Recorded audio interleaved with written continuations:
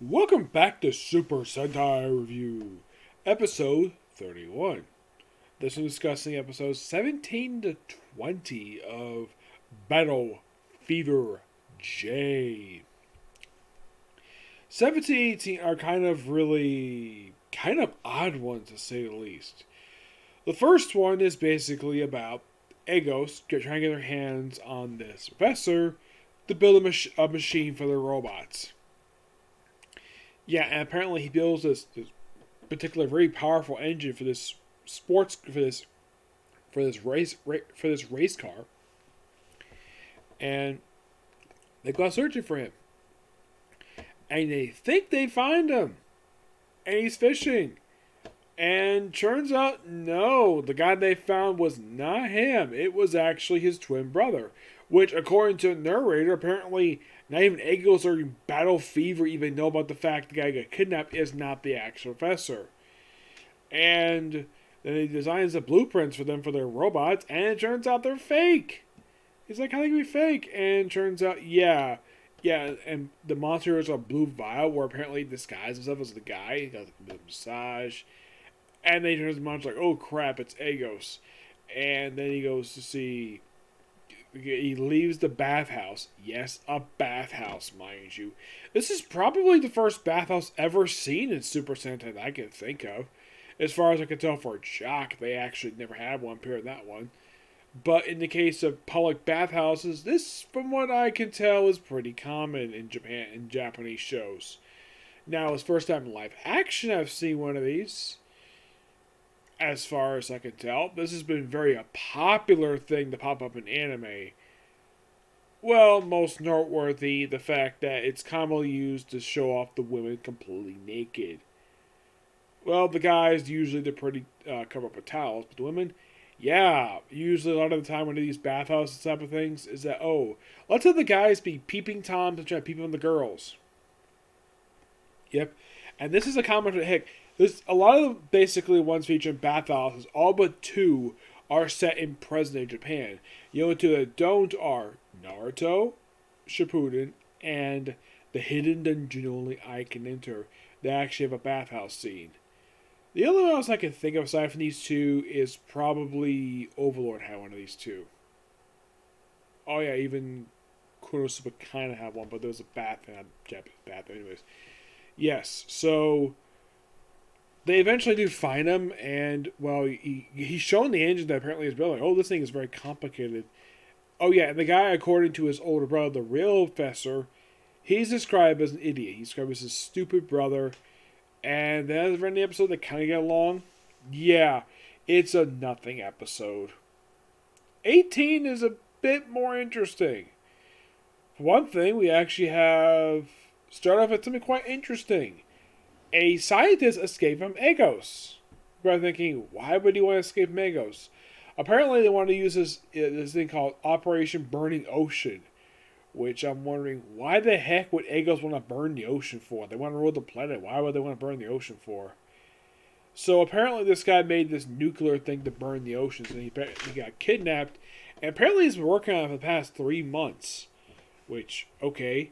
And we have Corsac basically watching the sun.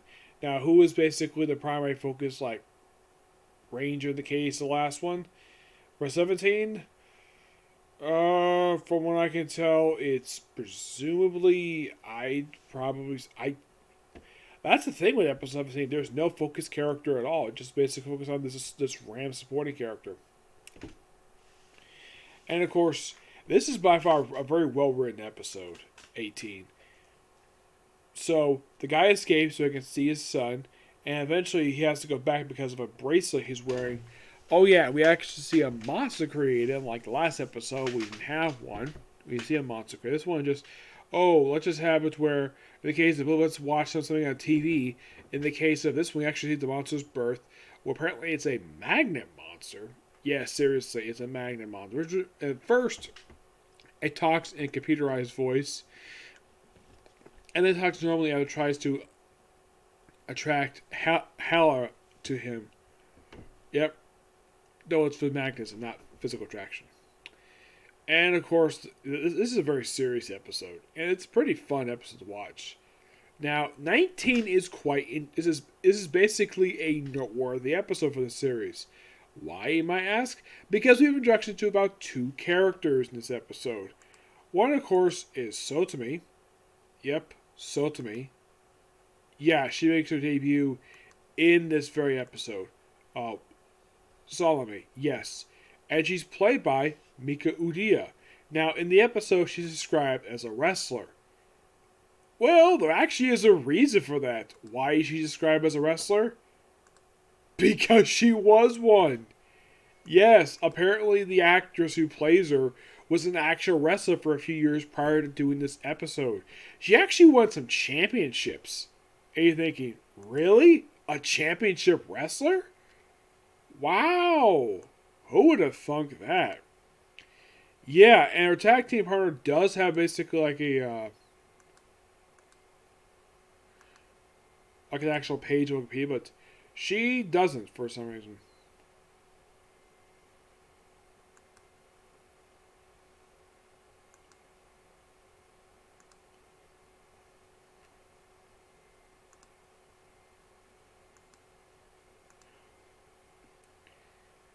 Yeah, according to her profile, she won championships for WWE, Triple WA, their Tag Championship, Singles Championship, and All Pacific Championship.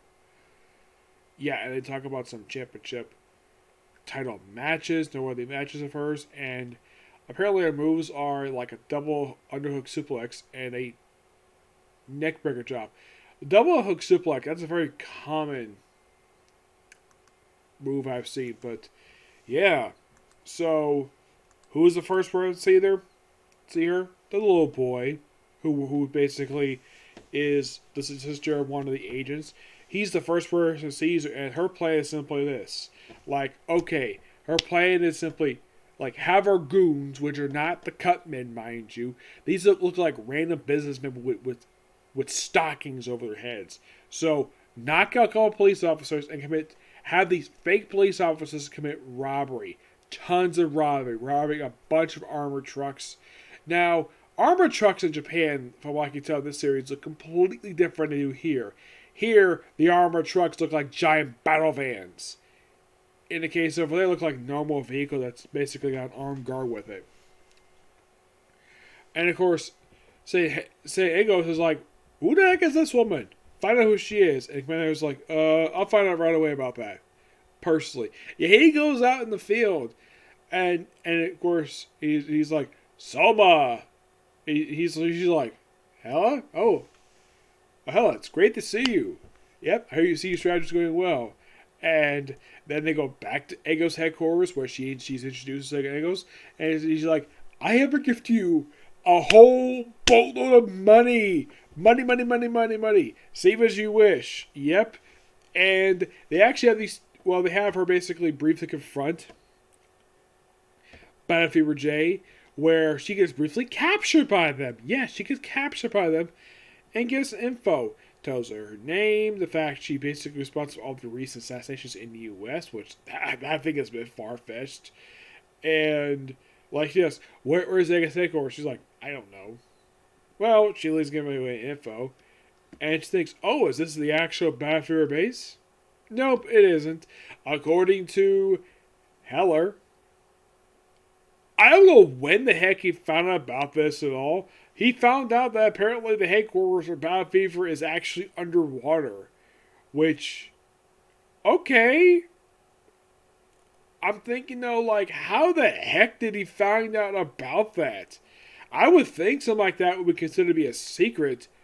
That or the fact he found these some torturing some agents of Battle Fever J. It's possible. But my guess is the reason why he hasn't gone after them, this is my personal thinking, he probably doesn't think it's necessary. Probably not. Nope. And then they have these two, well, after he gets freed, then they actually get a chance to fight Battle Fever. Yes, Commander Hell actually fights, well, Battle of Japan and Miss America. Like, first he uses his little fan, like, brush thing, and he switches that for a couple sides. He pulls out of his rear end. No, seriously, he pulls things out of his rear, out of nowhere. Fights them, and they have the Panther Force basically attack him and, of course, Soma, which somehow Soma survives the problem because she's described as the world's strongest woman. And, of course, Commander Heller is mildly injured and have her take over briefly. Operated, you might think, oh, is she taking over permanently? Like, do we have an episode with her in charge? Excuse me, nope. Because Commander Heller is perfectly fine in the very next episode. And what's the plan for this one? Well, apparently 3 days prior to events of episode 20, we have a girl apparently committed suicide, though they later find out it was Ego's responsible for it. And the place is kind of a haunted house type of thing, and it turns out that the person hearing, like, of course, they asked first Kenya, and then, of course, Cossack gets dragged into this, and eventually also France and Japan get dragged into this too, where they find out that the noise they've been hearing is actually from the girl's sister, which they knew she had a sister. They were surprised to get a chance to meet her. Oh, yeah, and the old lady is...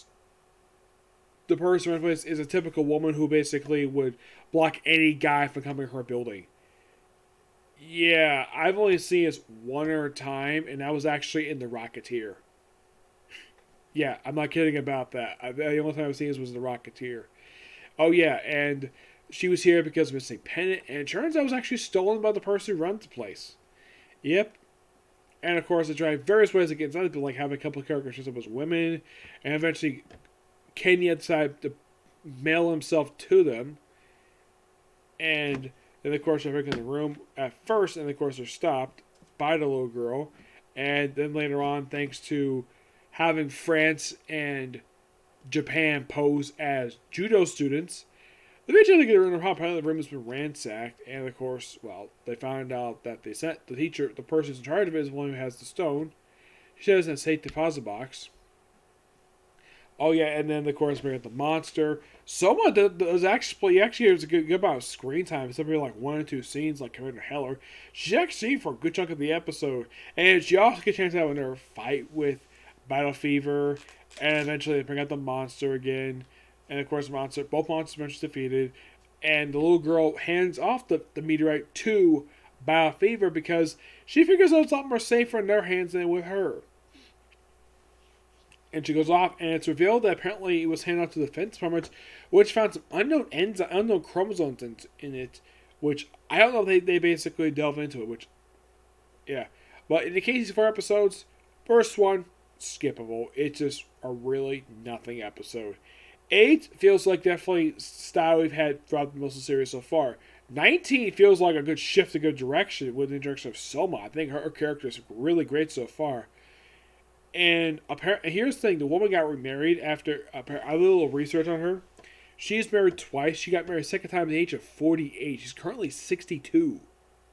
Yeah, she's 62. That's all she is currently. Yeah, she's currently 62 years old. She was born in 1959.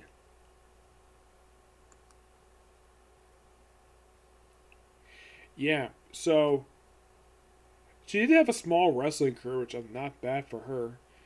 I mean, apparently when she was basically looked like she was when the picture I've seen her for when she looked on Battlefield 3, she's not that bad looking of a woman. She's actually quite lovely.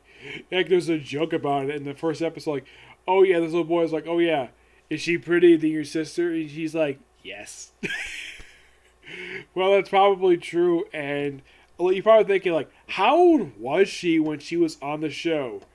According to basically her birth date, she was 20 when she appeared on the show. Yes, 20 years old. You're thinking, really? Oh yeah, really. And her boss, Commander Heller, he was, at the time this episode aired, he was basically 56 years old. And you're thinking, really? 56? Yeah, 56. That's interesting. 56 years old for... Yeah, a guy who's 56 apparently is very close to a woman who's freaking 20. Whose owner probably be his granddaughter or whatever. Yep. But the episodes 18 and 20 are really good. 17, skip. don't worry about 17. It's a very skippable episode. Yep. So yeah, that's it for Signal Review. Stay tuned for tomorrow for presumably more about Fever J along with Eden Zero. I don't think Black Clover is coming out tomorrow. I don't think so. I know that comes to be dispatched out tomorrow, along with My Hero. I'm gonna watch My Hero Academia tomorrow.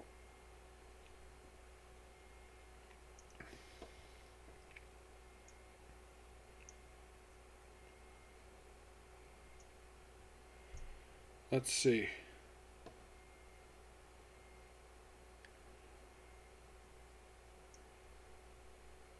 Oh yeah, it looks like they are coming out tomorrow. I thought it was gonna be Monday.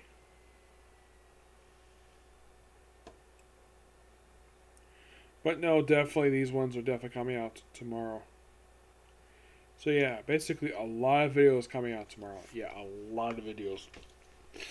So Eden Zero, Black Clover, My Hero Academia, Combatants Dispatched, One Piece, and Barge. Roughly 6 videos, plus of course possibly like a comic corner and Battlefield J. So roughly like a lot of videos coming tomorrow. Okay, but see you next video. Bye.